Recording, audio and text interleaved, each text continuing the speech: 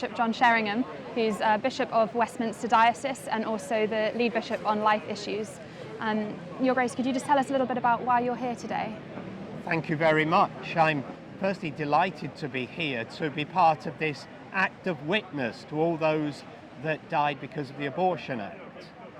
I'm delighted to see so many people gathering for this act of witness, to remember the 10 million lives too many that have been lost through abortion.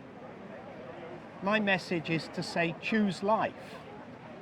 We're marking 10 million lives too many lost through abortion this year. And we're marking the loss of those children who died.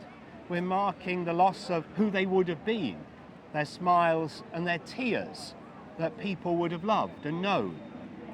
We're marking the loss for women, and many of whom carry trauma or pain because of the loss of abortion.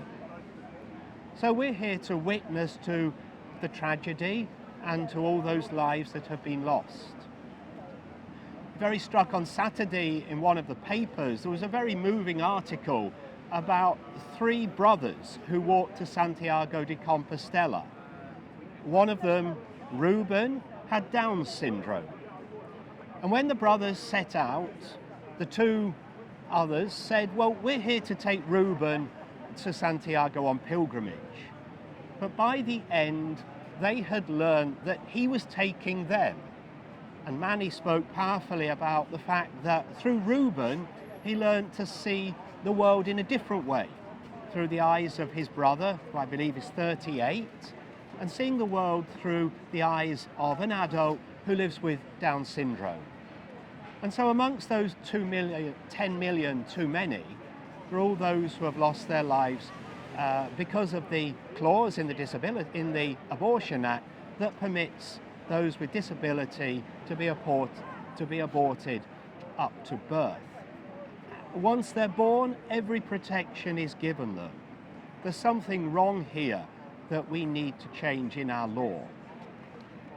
And so finally, to say, as we choose life, it's not only a change of hearts and minds about abortion, but also to give better legal protection to women and the unborn child, to address inequalities in relationships, to recognize equality and consent in relationships and the place of sex in that, and to grow in the understanding of the value of chastity, how we live rightly given the gift of our sexuality as men and women with equality and consent. So my message as we grieve today is choose life and let us change our hearts and our minds. And thank you very much.